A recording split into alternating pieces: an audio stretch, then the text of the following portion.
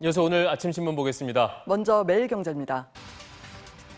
한 취업 포털업체 조사 결과 올해 하반기 대기업 채용에서 공개 채용 비율이 줄고 수시 채용 비율은 2배 넘게 늘었다고 합니다. 수시 채용은 기업의 부서별로 인력 수요가 생겼을 때 채용 공고를 내고 인원을 충원하는 방식이죠.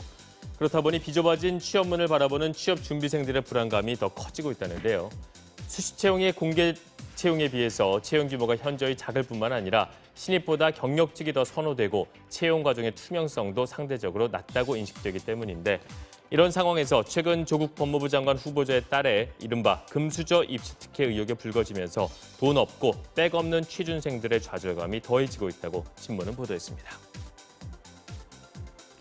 요즘 스마트폰 앱 등을 통해 일감을 얻는 플랫폼 경제 종사자가 많다고 하죠. 한국고용정보원이 조사한 결과에 따르면 전통적인 근로계약이 아닌 모바일 앱을 통해 수입을 올리는 사람이 47만 명에서 54만 명인 것으로 파악됐습니다.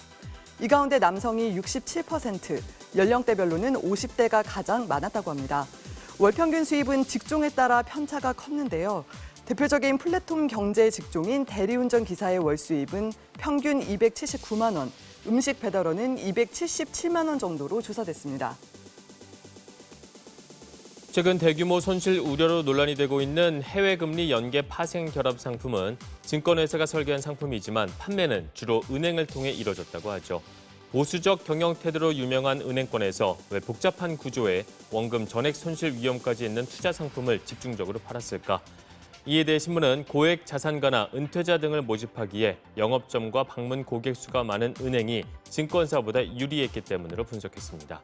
일각에선 저금리 기조 장기화로 은행들이 판매 수수료 같은 비이자 수입에 매몰돼서 무리한 영업에 나선 것이 아니냐는 추측도 나온다는데요.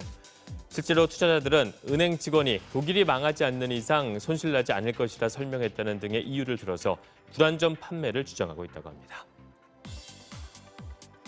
반려동물을 기르는 가구가 꾸준히 늘면서 최근엔 4집 가운데 한 집은 반려동물과 함께 살고 있다고 하죠. 반려동물 수가 늘면서 최근 관련 예산도 꾸준히 늘어나고 있다고 합니다. 농림축산식품부의 경우 올해 반려동물 관련 예산이 지난해보다 85% 정도 늘었다는데요. 그러자 최근 이른바 반려동물세를 도입해야 한다는 목소리가 나온다고 합니다.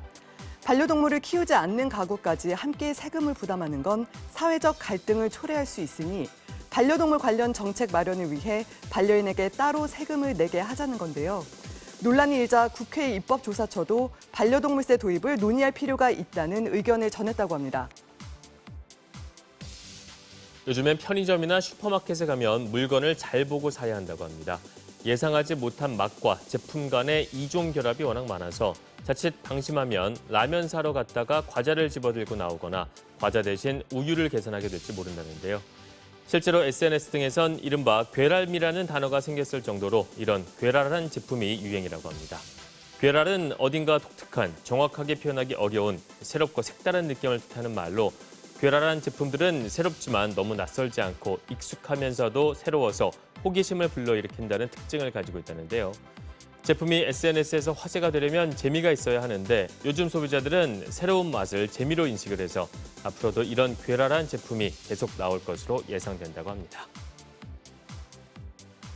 요즘 유명 인사들은 사건, 사고가 발생하거나 논란에 휩싸일 때 사과문이나 입장문을 인스타그램에서 발표하죠. 화장품 기업 DHC 코리아와 의류회사 유니클로도 최근 한국인 비하 발언 논란에 대한 사과문과 해명 자료를 인스타그램으로 발표했는데요. 인스타그램은 사진이나 영상을 올리는 SNS인데 이들은 왜 사과문이나 폭로, 성명서 등을 인스타그램에 올린 걸까요? 이에 대해 신문은 인스타그램이 다른 SNS보다 사적인 공간 같은 느낌이 들어서 진정성 있어 보이고 접근성은 더 쉽기 때문이라고 설명했습니다. 또 빠른 전파와 실시간 피드백, 여기에 전파 과정에서 편집될 위험이 적고 지면이나 글자 수 등의 제한이 없어서 하고 싶은 말을 다 할 수 있다는 점도 애용 이유로 꼽힌다고 합니다. 밥 먹듯 야근하는 노동자들이 많은 탓에 첨단 디지털 산업의 장시간 노동을 상징하는 가산동 오징어잡이 배의 불은 여전히 꺼지지 않고 있다고 합니다. 그런데 이렇게 일을 하고도 야근 수당을 한 푼도 받지 못하는 사람이 많다는데요. 야근 수당을 다 주면 회사가 망한다면서 야근 수당을 받지 않겠다는 합의서를 쓰게 하고 이를 거부하면 자르겠다고 윽박지르기 일쑤라는데 과로로 인한 돌연사가 잇따르고 있지만 이런 공짜 야근은 여전히 근절될 기미가 보이지 않는다고 신문은 지적했습니다. 죗값을 치르지도 못한 채 교정시설에서 숨지는 수감자가 늘고 있다는 내용입니다. 국내 52개 교정시설 가운데 40년 이상 된 곳이 전체의 25%, 30년이 넘은 곳도 23%에 달하는 등 수감시설 환경이 열악하기 때문이라는데요.